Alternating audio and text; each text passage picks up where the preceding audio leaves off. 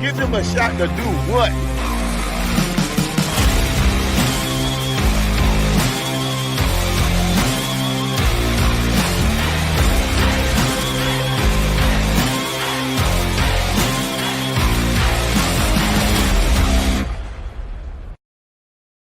And that's how I earned the nickname Leaky Tip in high school.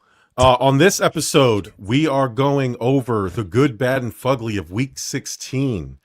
Me and Bert will also play fair or foul with some of the biggest questions in football. And then we will end the show on this merry Festivus for the rest of us with a good old-fashioned mock draft where we will draft the greatest Christmas songs of all time. All that and more. We'll try to keep Bert healthy and upright. Next. Oh, boy, yeah.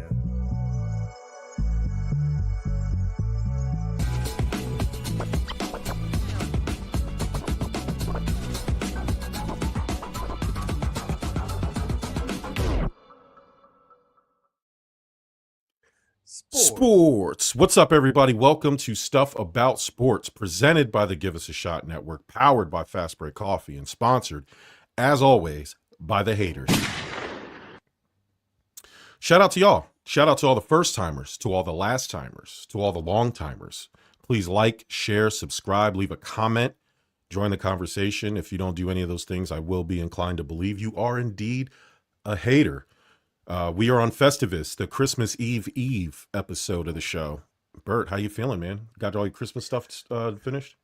Christmas stuff is finished, yeah, thankfully. Awesome. Wrapped the last bit of things today. Feeling okay, coming off of what seems to be at least a week to 10-day illness of some type. Right. So I'm hoping to kick this thing before Christmas, but we'll see what happens.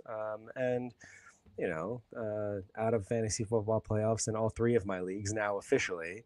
Man, last week, first round of one league, overthought the shit out of my lineup and ended up going with Jordan Love over CJ Stroud, and that's what cost me the game. And I went back and forth on this decision a lot and consulted with a lot of individuals, including Dwayne Marcus, who actually thought with his head instead of his heart that week and said, you have to play CJ. And I was like, nah, man, I'm going to stick with Jordan Love. I believe in him in this game. And no, CJ Stroud went off that game against Arizona.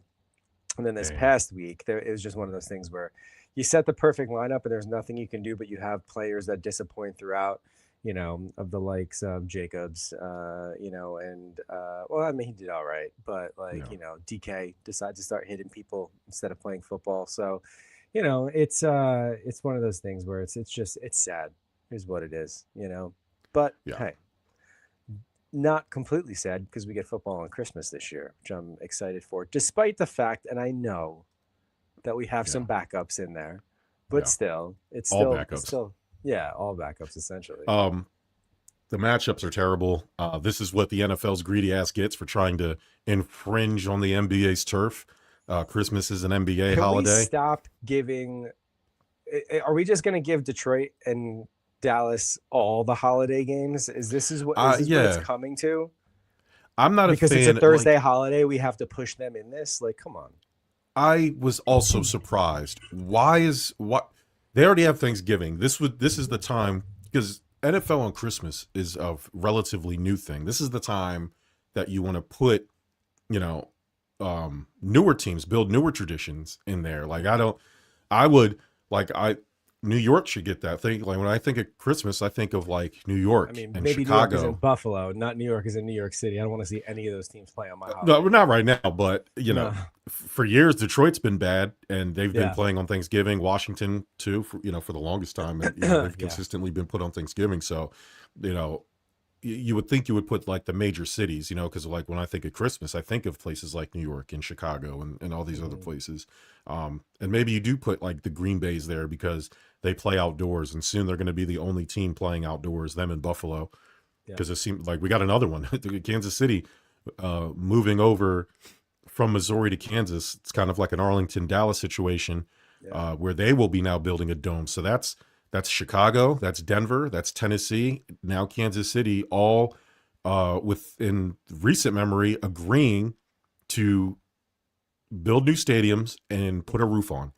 It's the trend now. I believe Jacksonville, even though they're not a cold weather team, They're not building a new stadium, but they're renovating their current one to add basically a soft canopy that apparently is. I can't remember if I read if it was removable or not, or the way it is where it'll allow airflow or something like that. Like, I don't know if it's like a fixed canopy, but it won't be like an enclosure. It'll be kind of like an open air canopy. It's still going to cover, like the weather is not going to touch the field. So, pretty interesting the way things are. I know a lot of football purists are really upset about that because they think we still live in 1925 rather than 2025, and we're not allowed to evolve as a society and think, oh, football's outdoors. Well, yeah, back then it had to be outdoors, but we have TVs in the fridges now. He could put domes on roofs. The argument is it's football weather. I'm like, it used to be. It's not football weather now. The game is on any weather, including warm weather. And indoors, why would you not want your athletes playing in optimal conditions? There's way too much money now. And you like Buffalo just paid $2.5 billion, 850 million of that is taxpayer money. And the thing is useless 2/3 of the year. Like you don't want to host WrestleMania, you don't want to host conventions, you don't want to host concerts and stuff, Super Bowls, whatever. Like you build an infrastructure. They're the number one goal. We don't have the infrastructure to do. Well, no shit. You don't have it now. But if you build a stadium, a dome stadium, you will get the infrastructure. Cleveland did that. Cleveland does nothing but warehouses, and then LeBron came back to town. They built all this stuff up, and now Cleveland's hosted all types of stuff since while he was there and since he's been gone. So I don't know. These people stuck in the Stone Ages in some of these sports cities bother me. It fucking bothers me so bad. It really does. All right. I forgot to tally who won or lost last week, so we're gonna pick for week 17, Bucket of Doom, and then we'll figure it out later. We didn't do. Oh no, last week nobody played. Last week, right? We didn't do it last week, so I definitely don't have the tally now. So whatever it was last show, that's what it is, and we're just gonna skip that week. Bert, you have the Phillip Rivers-led Indianapolis Colts. Oh Jesus! Not good. No. Corey, the Minnesota Vikings. Dwayne Marcus. Christmas Day matchup. Yeah. The Tennessee Titans. Me. The New York Jets. Be putting that one back. Carl Powers. The Miami Dolphins. Mike. The New England Patriots. Those feisty Patriots. The New York Giants. Let me go ahead and just throw my Jets back. My God. All terrible picks this week. Kansas City Chiefs, even worse. I should have kept the... man. Hey, Christmas Day. Christmas Day. Should have kept them. Are you keeping the Colts? No, they're playing the Jags. I'm throwing them back. Yeah. The Dallas Cowboys. Upgrade. Another Christmas Day. Slightly, yeah. I'll give it that. They have the Commanders, so that should be a dub.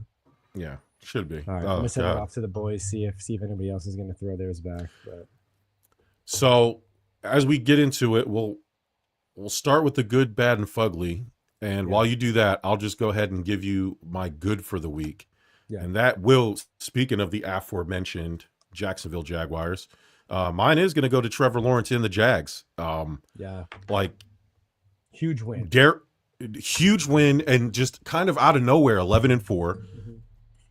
I don't know if this is crazy, but Trevor Lawrence might be the second best quarterback in the AFC right now. He might be. He's this last game, he's had slightly under 300 yards. He had like 4 touchdowns against what everybody considered was like one of the best defenses in the league. If that was Josh Allen doing that, we would have been singing his praises. We would have threw him at the top of the MVP. Like, we got to stop doing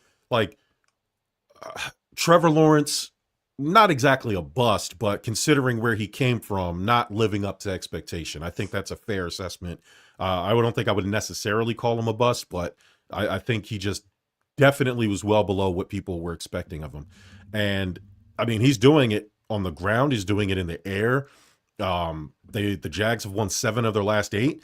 And again, Trevor Lawrence finally living up to generational label that people were kind of throwing out there for him. And I think it's dope. And so the Jags, and specifically Trevor Lawrence, are going to get my good this week.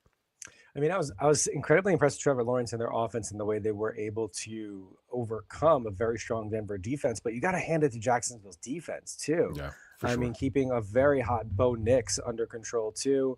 Yeah, super impressive. I had them down as a potential, but ended up going with, for my good, I had to give it to Brock Purdy. And say what you want going against the Colts. He's throwing for almost 300, 5 TDs. I'll give you the interception. But Sunday Night Football, he continues to be pretty good. And it's just one of those things where you like to see a guy like Brock Purdy. He's been in a Super Bowl before, Mr. Irrelevant. Like you, I think all of us as sports fans want to root for him in some capacity. And honestly, keeping the Niners afloat when he is in the lineup too, it's just something you like to see. However, side note, what the hell happened to the Colts offense? And I didn't give them my bad or fugly this week. But like, are we really going to sit here and believe that Daniel Jones is that guy to keep the offense running? I mean, you got to remember, going into the bye week, Jerm, we were touting Jonathan Taylor as arguably going to be the best running back of all time. He was on track to break all the records, and it seems as though since coming off of the bye week, it has been abysmal. So did we jump the gun? Are they complete frauds, or was Daniel Jones the key to the Colts' success? I don't know. Listen, all I'm saying is that before Daniel Jones's injury, they were 7-1. Yeah. Since, I mean, that's all I'm going to say. I'm going to point to the record of what they were before he got his injury. Yeah. To what it is now. I know we talk about Mahomes magic, but is this Danny magic? I mean, magic, yeah. Vanilla Vic magic. I mean, who knows? I mean, listen. Shout out to Phillip Rivers, and I don't want to give too much. It's a spoiler. He's going to get my game ball, and I might as well just say it now. The offense was sputtering before he got there, just because of certain things. Like it isn't just Daniel Jones or whatever. The defense isn't as playing as well. Jonathan Taylor's not running as well. The offensive line's not blocking as well. I don't know what is going on, but for 44-year-old Phillip Rivers, who hasn't played in 5 years, to come out and be competitive, I think he's playing as well as anybody could expect. I think he's playing better than what anybody would expect. And I mean, better than we expect a guy coming off the couch after 5 years. Yeah. So I'm not going to put it all on Phillip Rivers. They're throwing darts at a board and they're trying to see what works. So supposedly the team voted. Like Phillip Rivers they were given a bunch of options. Phillip Rivers was one of them, and the team, I guess, Shane Steichen had like the leaders of the team kind of put it to a vote. They chose Phillip Rivers, and they're going to ride with him and see what happens. Anthony Richardson supposedly is coming off IR, and Riley Leonard's not hurt anymore, so we'll see if they stick with him. It's only 2 games left. I don't see why not. I don't see why they're going to make a movie about this. Like it's just, they might as well just let it ride. My bad. This week there was a lot to choose from for candidates for bad. I got to be honest, but I think I'm going to go with the Tampa Bay Buccaneers. Oh yeah. Total collapse. We had to do a wellness check on Ty on their season. They're technically still in the lead of the NFC South last time I checked, but it's not like that's. I don't know. You were 6-2, comfortably leading the division. Now you're 7-8, and then you lost to the Panthers. That's and listen, Panthers sneaky better than we thought. I don't know if they're good, but they're sneaky good in a sense of like they're winning games they probably shouldn't be winning. And you got Baker Mayfield throwing for 145 yards. Panthers defense is about as they provide about as much coverage as one of those like bead curtains that your grandma used to hang from the doorway to her kitchen. Like I was watching that game and I was like, what are the Buccaneers doing? Like they finally had all their receivers playing. They finally had everybody. They had nobody on the injury report. Is Baker more hurt than I get? It was his non-throwing shoulder, but that can't be everything. And then the defense, who Todd Bowles is supposed to be like, that's his calling card, got shredded by the Panthers by 4'8" Bryce Young. I don't know, man. It's just like, and then Baker, God bless him. this is just bad Baker cycle. Like it's just he's trying too hard. I think because he can see it, we see it, and I know he sees it on the field and he feels it. He's trying too hard.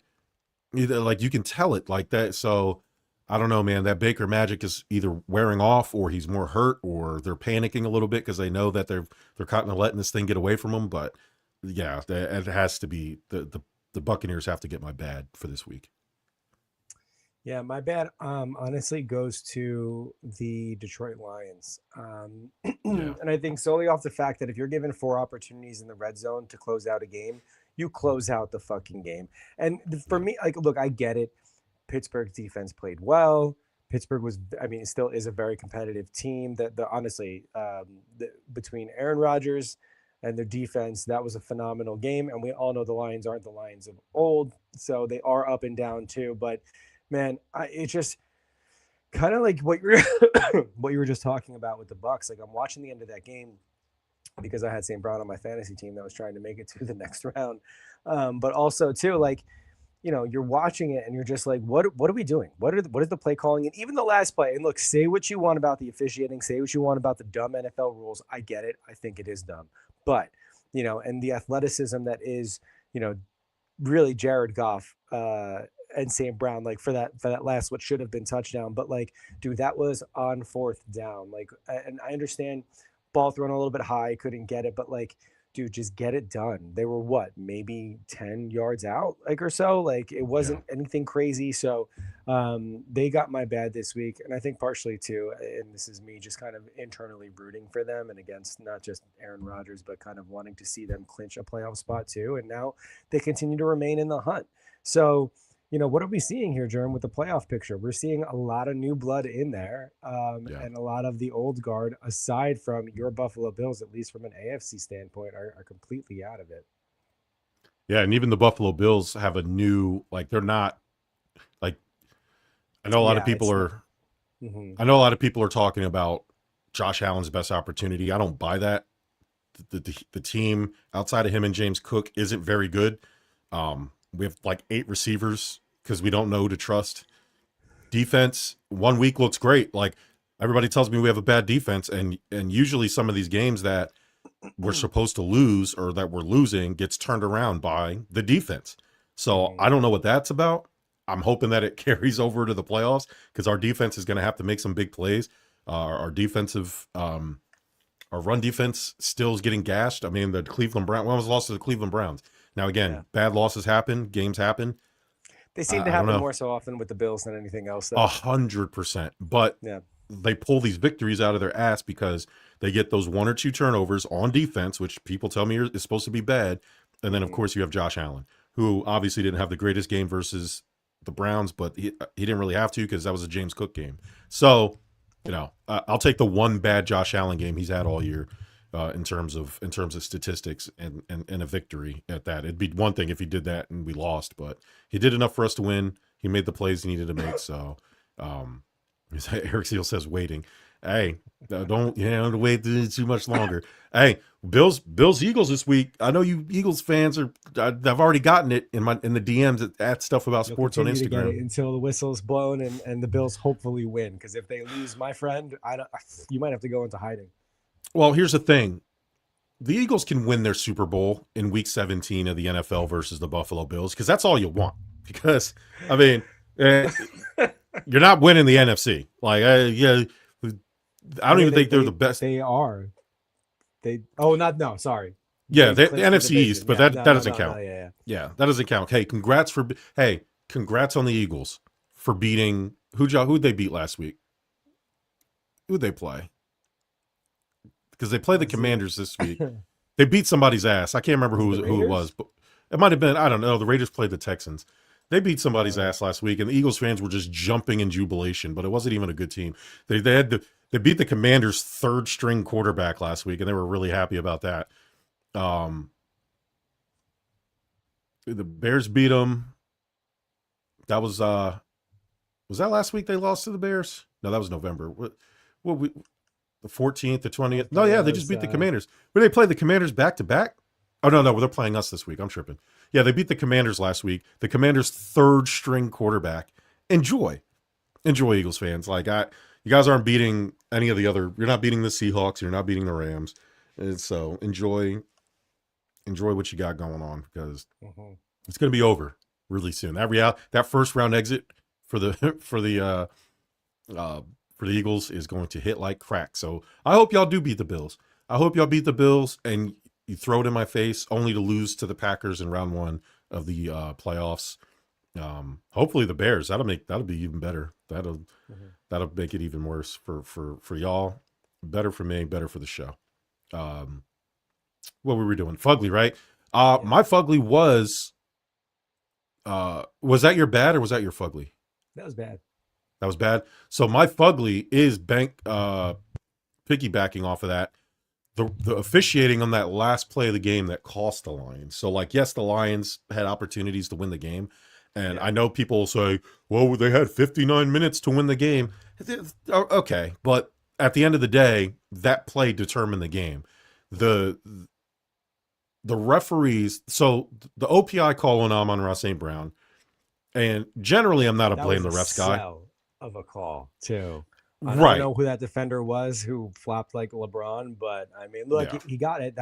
Look, everybody does it. He got it. I understand a little bit of, whatever, but yeah. I mean, the Lions, to set it up, the Lions pull off like a miraculous schoolyard lateral play. Yeah. And like, it would have been another one of those like weird conversions that we don't know. But then the referees decide that that's the moment that they're going to enforce a ticky-tack, rarely called offensive pass interference call. And honest, like, it's probably one of the most Lions way I've ever seen them lose a game. And we've had a lot of years of Lionsing it up over the course outside of these Dan Campbell years. Is it because the penalty would usually result in a loss of down? Is that why they didn't replay it or at least allow it to happen? From an offensive penalty call? Is that my I guess. Okay. I believe so. That's what I've made peace with that night after literally sitting in silence for 15 minutes afterwards going, I don't get it. Like, I mean, just thinking, all right, maybe it'll be, repeat. They'll put an extra 4 seconds on, whatever. But, with the fact that since it wasn't, from what everybody was saying, since it wasn't offensive, they just let the clock expire and the game is over. Why it took a solid 5 minutes to deliberate on this is up to me. And also, not for nothing, important calls like that, I think even if they don't need to be made by a central office or officiating office, the lead official should make that call just to make it look like it's not on the core team that's calling the game, even though it is, because, I mean, just take the heat off them a little bit as well. Please refer to the Eagles as defending Super Bowl champions. We guys aren't defending Super Bowl champions because it's a new season. So if you win it this year, you'll be back-to-back Super Bowl champions, not still Super Bowl champions. But I know I appreciate the notion, and love you too, Big E. Merry Christmas to you as well. The flag came out so late. I felt like the ref. I think that 5 minutes of deliberation was like, "Hey, do we want to go home or do we want to go to overtime?"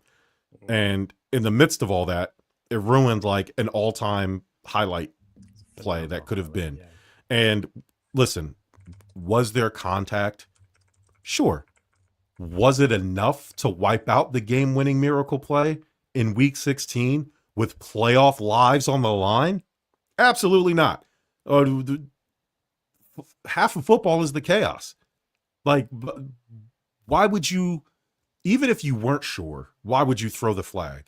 And this goes to me and you's constant asking for better officiating.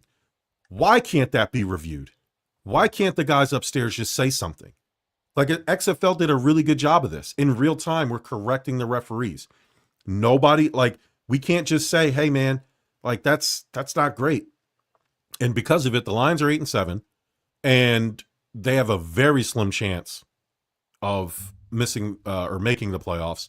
And it's going to be super tight. And I don't know, in that locker room, be up to their own play, they might have to hold their breath week 18. So, and they can, and maybe they can sneak in, but you got to look at the season as a bit of a disappointment. But I just, that was just, that entire sequence to me was fugly.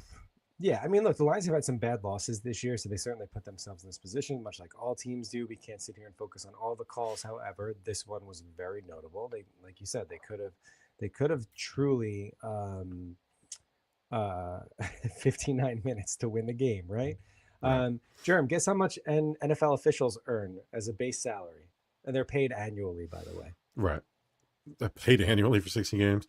They Base salary, I don't know, like 80,000.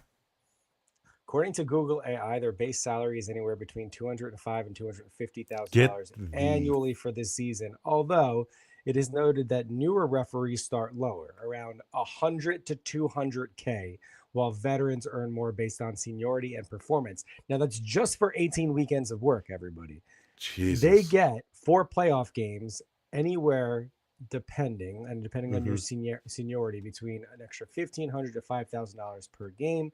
Also depending on the round. If they are officiating the Super Bowl, their bonus for that game alone, $30,000 to $50,000 for a championship game. So if you are a senior official in the NFL, you're earning upwards of $250 a year.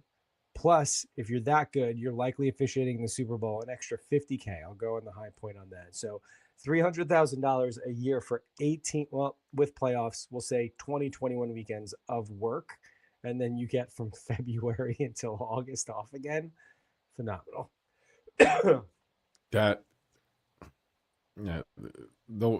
insane. That's me realizing I made a serious vocational error somewhere. Yeah. So you can suck at your job and get paid $200K. Oh, and they have the side job of throwing the game, so they earn more money with their bookies. So that's true. Yeah. They have that they can fall back on as well. Yeah. Awesome. What's your fugly? Jerm, my fugly. Honestly, going to I'm not going to put it 100% on DK. I'm actually going to the NFL with this one when it comes down to player and fan safety. And look, we've said it before on this show in itself. You're a grown adult attending a football game. You can yell whatever you want. But guess what? If those players are in arm's reach, and you get smacked for it, you don't get to bitch out about it by any means. I'm not defending DK. I don't think he should have smacked. And obviously all the reports are coming out was a slur used. It was not used. There's a new video that shows it wasn't used. This guy was just talking shit. What I'm mad about is NFL player safety, or NFL some type of regulations about having personnel at each stadium between the crowd and the players. And that includes team staff too. And not for nothing, shame on Pittsburgh's bench. If you see one of your guys walk over to the crowd in the middle of a game, someone needs to go get him and pull him back.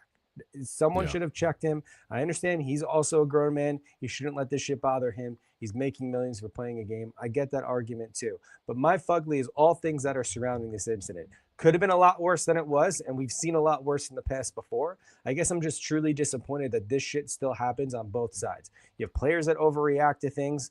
You have fans that talk too much and get smacked for it. So, like, to me, like, something has to change. We're in the age of 2025, and we have, honestly, so much from a technological standpoint, and we need just extra measures to ensure that these drunken idiots who have been tailgating literally all day to watch a football game, and then you have, obviously, what could be frustrated players who are hearing this over and over again, and they are human like us and have the right to get pissed off.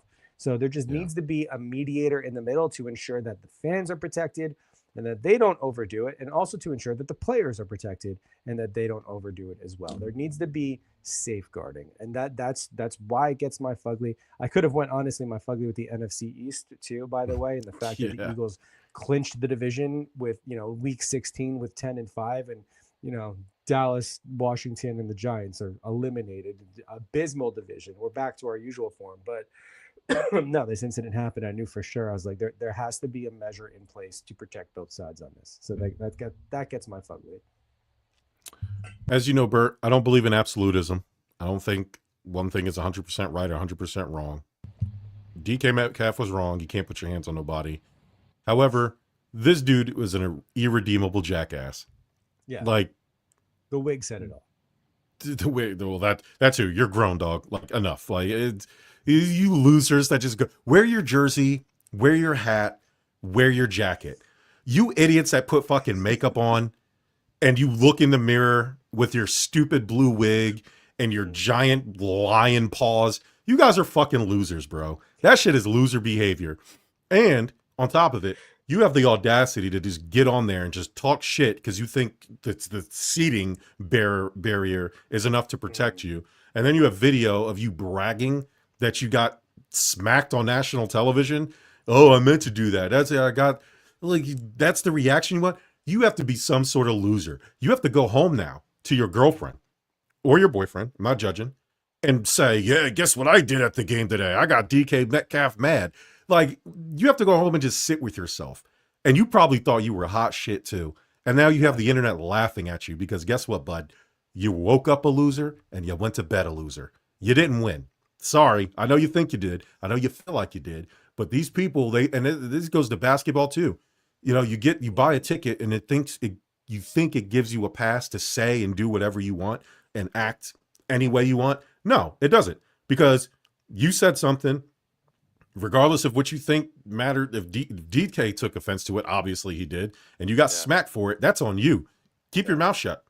You know what I mean? He didn't just pick you out of the 30,000 people that were sitting there. No. And those seats are expensive. Those seats are expensive. Yeah. He picked you. He found you for a reason. And reports are that DK had complained to the staff about this guy before, like earlier in the game. So this was definitely, this is definitely on you, pal. You got smacked up. And I wonder if the Lions organization is going to actually ban that individual from future games too, knowing that this is an incident. I don't know. I have to look up and see if there's any reports about that.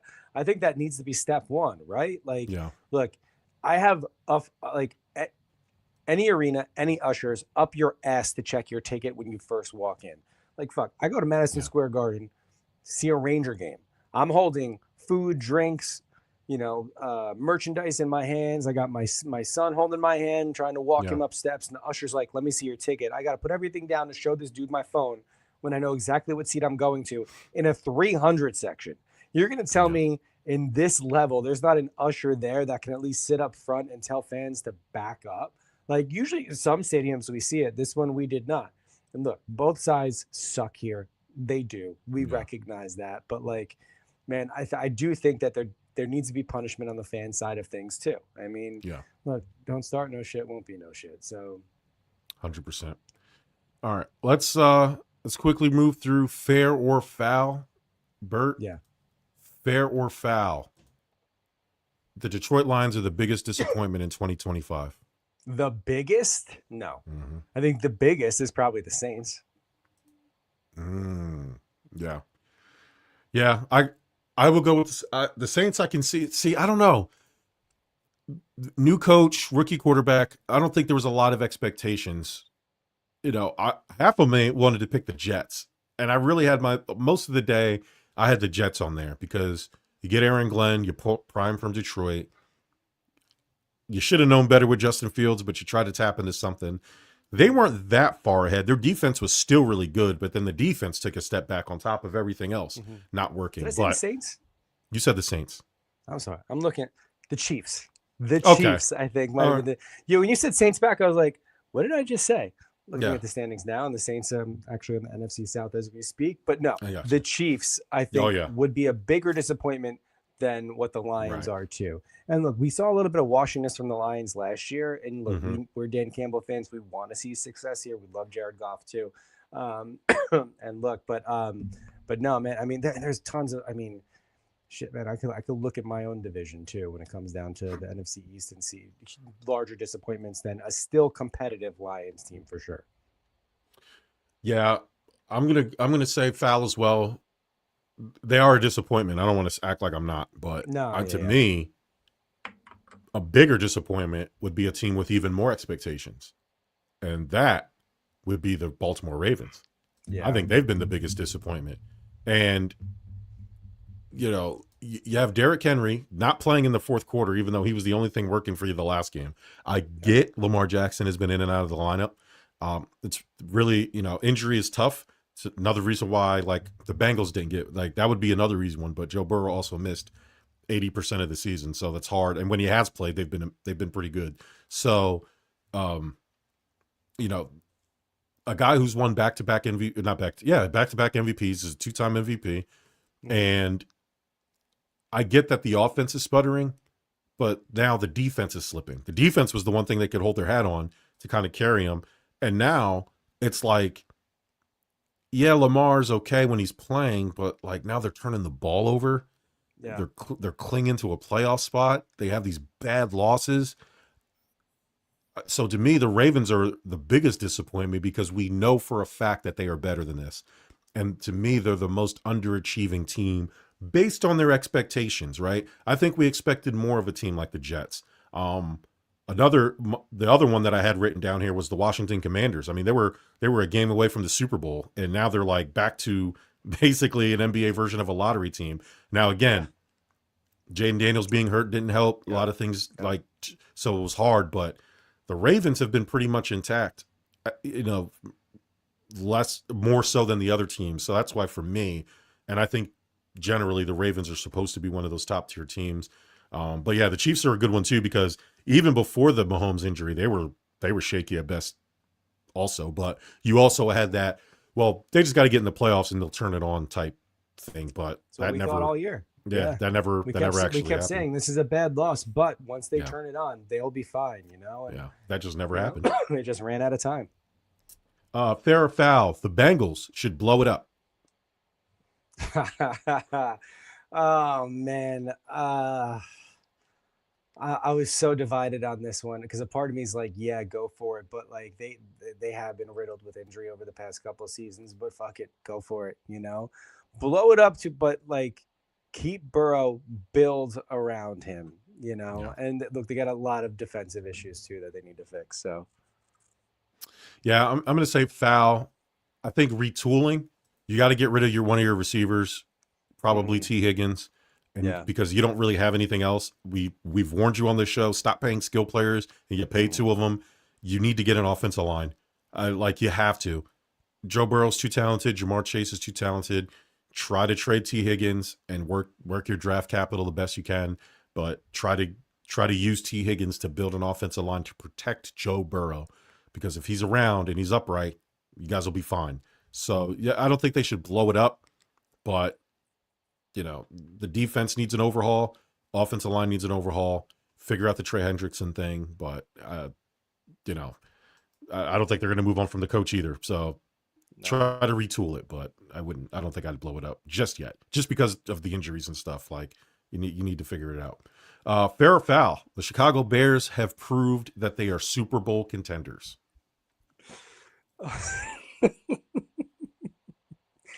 They have oh man, they have proved that they are a playoff team. I cannot see them as being a Super Bowl contender at the moment. I can't. I mean, I would sit here and argue like, yes, they beat the Eagles, but can they beat them again? Or are we going to trust them in going up the likes of like, the Rams or San Fran or even Seattle too? Like, so no, I have a hard time thinking that they are Super Bowl contenders. However, fantastic season and a playoff team, and Bear fans rejoice. Merry Christmas. Yeah. Listen, I know what I'm about to hear. I get it. Yeah. I know it. You're a hater. You don't know ball. Save it for the call-in show that we don't have. The Bears are a fun story. They're relevant. Yeah. It's cute. But a Super Bowl contender does not have the 24th ranked defense. Mm-hmm. And you beat the Packers in overtime. Congrats. Hang the banner. But let's look how you did it. Mm-hmm. It's the same way you've been doing it all year, because that's all. Every time the Bears win, this is what I get. What do you think now? What do you think now? This is what I think. You were down 16-6 with like 2 minutes left. You needed a field goal and an onside kick recovery that out of the 12 times it was attempted, it was only successful 1 time this year. Y'all. Is that sustainable to you? It's a coin flip, and it's 95% tails all the time. Then you get a completely busted defensive coverage on Green Bay. And then you needed Malik Willis, the backup quarterback, to fumble a snap in overtime. That is a unduplicatable string of luck that the Bears have had, and they've done it all season. None of their every single one of their big wins, specifically against the good teams, have some sort of asterisk of like a set of circumstances that are just not real, right? That just don't happen with regularity. It's not that they've just been outstanding.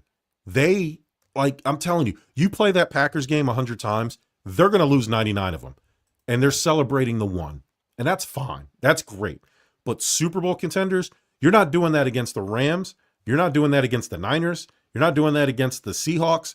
You're not doing that against the Eagles, probably. I know you beat the Eagles, but again, you needed a miracle to beat the Eagles too. So it's like, I'm telling you, the playoff time, the checkers y'all been playing, the simple game, it's over now. It's chess time. And we're going to see what happens when you actually, when the rubber meets the road with the Bears.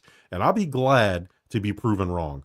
But Caleb Williams, he throws these Hail Mary bombs and they happen to find their target and he misses the little 10-yard out route with regularity.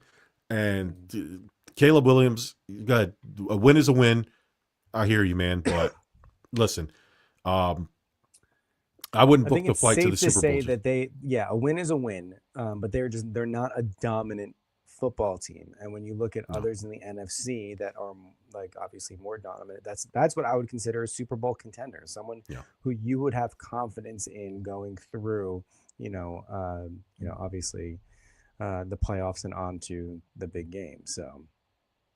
So because it's Christmas, I'll give you a compliment. The Chicago Bears are the best fake good team I've seen in a long time. How about that? You know what's gonna happen is they're gonna make it to the Super Bowl and we're gonna sit here and just be like, I don't know. Yeah, like, man, I never said that shit. Bert, fair or foul, the Broncos are not going to be the AFC's number 1 seed after all.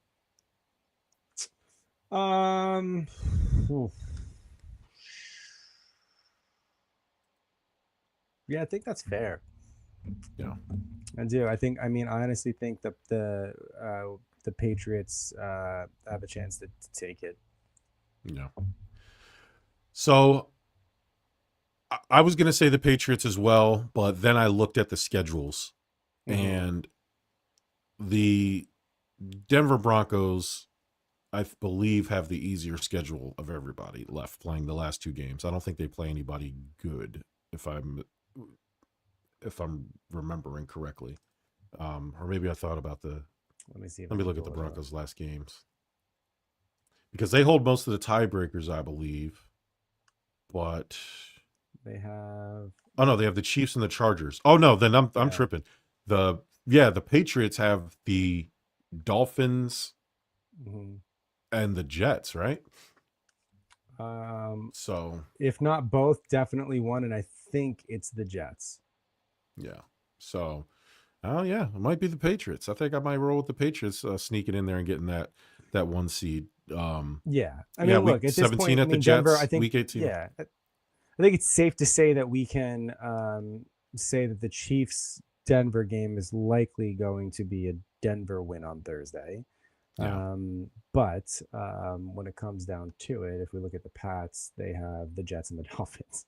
So so New England Sunday at 1 and the Dolphins. So New England should finish up with 2 wins. Yeah. So Denver has a quote unquote losable game left, right? Which is the Chargers, and New England has basically what amounts to scrimmages left. So I know we want drama and we want week 18 to be chaos, but I think New England winning out and finishing 14-3 or whatever it is. Is probably enough to get to the 1 seed. So we'll roll with New England getting that, which pains me to say as a Bills fan.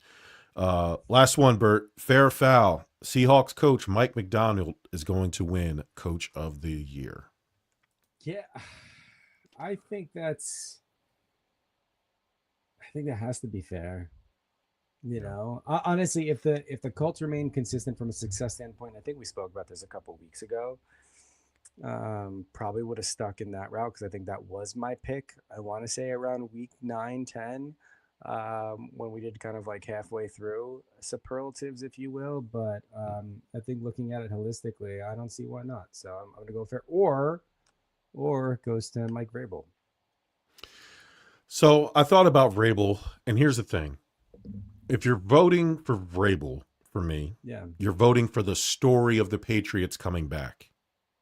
Well, I mean, rightfully so. First year as coach, so why not, you know? Yeah, but the Patriots were already on their way up, right? The Seahawks replacing coaches, replacing quarterbacks, taking a risk on Sam Darnold. Like, the best coaching job has been Mike Macdonald to me. Like, the Patriots, Drake May was already touted. They were like, oh my, he had already had an amazing rookie year. There wasn't really much like to go.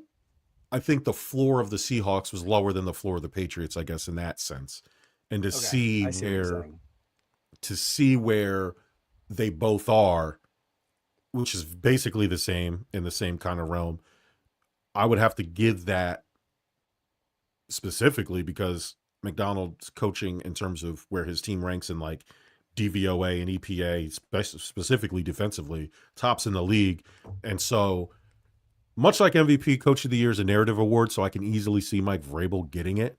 But I think McDonald deserves it just because, and I think Vrabel he probably deserves it too, but I think that would just be, I think we would just give that on the merits of the story of the Patriots more so than the actual coaching ability in terms of what it is. And also, to be real, people don't really know who Mike Macdonald is, right? Like, we know who Mike Vrabel is. There's a whole thing. So as long as Ben Johnson doesn't win it, I'm good. But I think I'm gonna roll with, I think Mike. But we wouldn't go Mike Liam McDaniel. Cohen then. We wouldn't go with the Jets. So that's another one. So if I'm voting for Liam Cohen, it would be for the same reasons as Mike Macdonald. But here's the thing: we just talked about Trevor Lawrence, who we believe to be a generational talent, not a project like Sam Darnold was.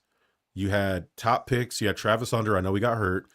You had all this stuff. The Jags defense was good. I wouldn't be mad at Liam Cohen winning it either. I think at the end of the day, the winningest team has to win it. So we'll see. Yeah, we'll see how that goes. But the votes are probably going to be in those three areas. Yeah. And I wouldn't be mad if Liam Cohen won it. I think that would be great. I just want him to get up there and say Duval, like he did in his press conference. That's what I'm waiting for. So, good stuff. Carl wants to throw the Dolphins back before we do that. Just about to remind you before we go to the draft. I don't want to forget. Man, I hope he gets the Giants. The Packers. So, all right. Now what we really came for. I'll let you go first. The best Christmas is 2 days away because we're doing this on the 23rd on Festivus. I have my big board out. Let me get my big board out. And Bert, I'll let you go first. We are drafting How many rounds 5. Five. 5 if you can do it. Ooh, I get first pick. Oh man, this is It's an obvious choice. And I know you hate it because I hate it too. But you know what the best Christmas song ever is. So we can go with because I have to level set in terms of what the mass public would consider the Christmas song or the and again, so like there's certain songs that have several different, like it was created in like the 70s, but like mad people. We're going with the song, right? Like not a specific, if you want to say a specific artist, sing it, but I'm talking, I figured it's easier to just do the song. I got song and artist. Okay, yeah. Might be controversial, but for me, I mean, if I got number 1 overall pick, I got to take "All I Want for Christmas Is You" by Mariah. Yeah, that's the greatest. That's the one that kicks off. Hey, every November 1st, the day after Halloween, all your feeds, all your algorithms. That's all it is. Yeah. That's a powerhouse.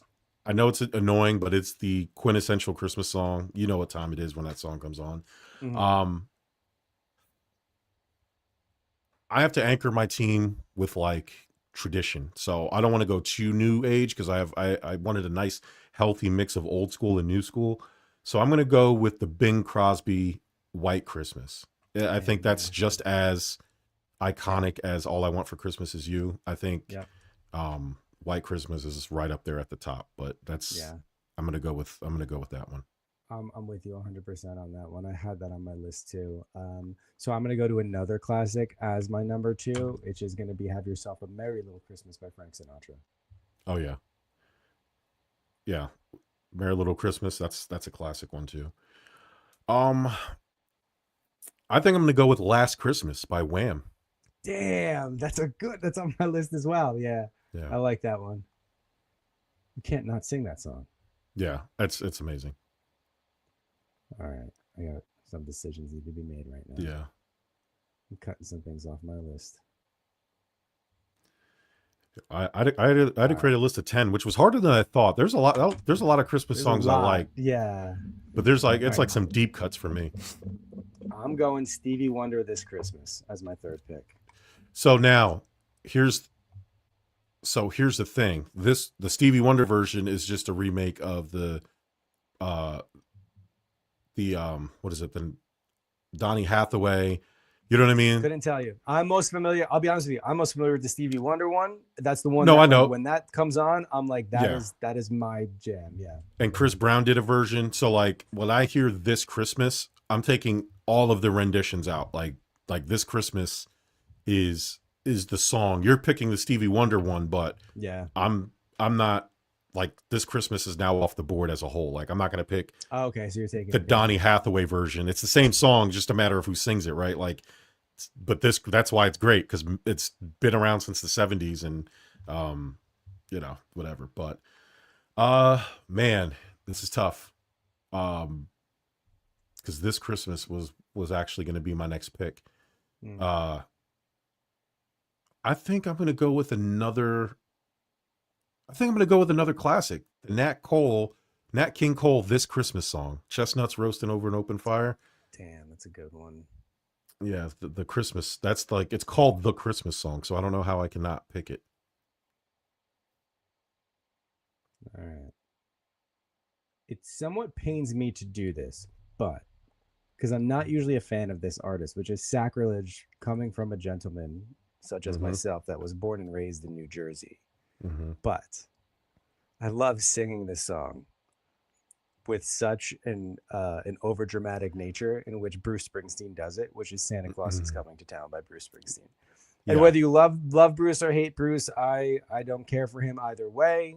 I've just never been a huge fan. But when that intro comes in, and then he just starts in with the "You better watch out," it's just man, it gives me chills every single time. So now I have to get into my vibes, right? I have all the classics covered, but sometimes, Christmas is for the kids. It's for family. But sometimes you just want to snuggle up with your lady and drink some eggnog under the mistletoe. So I'm going to go with "Let It Snow" by Boyz II Men. It's like a nice, like when you're driving at night and it's just playing light snow, you see the Christmas lights. It's just a nice, you got some hot chocolate with you. Yeah. It's just a nice vibe. So I have to set the vibes for the team. And you get the rookie that comes in, you get the rookie that comes in and kind of disrupts the old veteran presence, but keeps the guys young. And that's when we come to Christmas songs. There's not a lot of new classics. And to me, I characterize that as a new classic. That definitely is a new classic. All right. Still a lot on the board here. There's a lot on the board. And final pick. This is gonna make someone on this network very happy, but it's another one. I knew it. I do enjoy it. It's "Simply Having a Wonderful Christmas Time" by Paul McCartney. God, so I know Mike is really happy about that. Yeah. I think the Beatles are the worst. Like I don't think. Well, just him. So thankfully, the rest. I know, but he's like the third worst one out of all of them. He's just he's not even the best one. And I also recognize the classicness of the song. It's, but every time I listen to that song, it sounds like he was like his publisher was like, "Oh shit, Paul, you're supposed to have this Christmas song," and he was like, "Oh shit, let me just hop in the closet and record something real quick." I bet you that's exactly how it happened. Yeah. Every time I hear that song, it sounds like he just was like, "Oh fuck, I was supposed to make a Christmas song," and he does it. So, Now Yeah, I this, think what happened was he's like his manager was like, Paul, you have to pay for your sixth divorce. Like this is getting out yeah, of hand. You refuse to sign a prenup with everybody you married. Like you're bleeding money right now. He's like, I know yeah, it'll be a Christmas album this time, and he wrote this classic song that he gets royalties for every time I play it on my speaker, which I will be all day tomorrow. yeah. My last pick is a little bit out of left field. Before I get to it, little OLI outside looking in picks. You have Rocking Around the Christmas Tree. Mm-hmm. It's a good classic. I'm not going to pick it. Feliz Navidad, which I know it's a little bit one dimensional, but it's also a good song. Fairy Tale of New York, all that other stuff. So those are all good songs. Mm-hmm.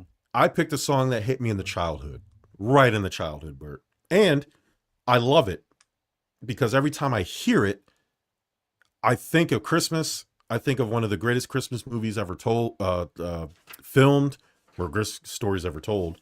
And that's Carol of the Bells. I think of Home Alone every time I hear it. I love the sound of it. I love the whatever it is. I love all remixes of it because the tone and the beats and the instruments and the singers, and it's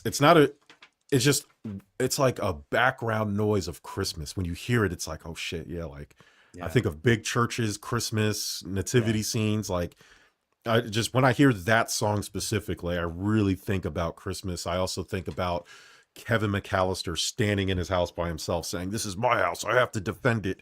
And just resonating and thinking that was so awesome back in the day. So Carol of the Bells. I love every iteration of it. I love these people that get on there and pumped up now, doesn't it? it gets You're you like, pumped all up right, like for Christmas. Like, oh shit, like it's hard. Like it's just a tough song. And specifically Christmas, that's usually too cheery and happy, which is something I'm very against. Being happy all the time. Nobody happy. Nobody should be happy. Nobody be happy. Yeah, I don't like anybody being happy. So Carol of the Bells kind of fits my Christmas vibe. So that's it. So Bert has All I Want for Christmas Is You, Merry Little Christmas, This Christmas, Santa Claus is Coming to Town, and Wonderful Christmas Time, which, again, every version of it, there's versions of it I do like. So I should say, I'm shitting on Paul McCartney. I like the song. I just don't like when he sings it, even though it's his song. I like it. Man. I have White Christmas. What was that song? Last Christmas. Yeah. My handwriting sucks. What else did I pick? What the hell does that say? How many did you just name?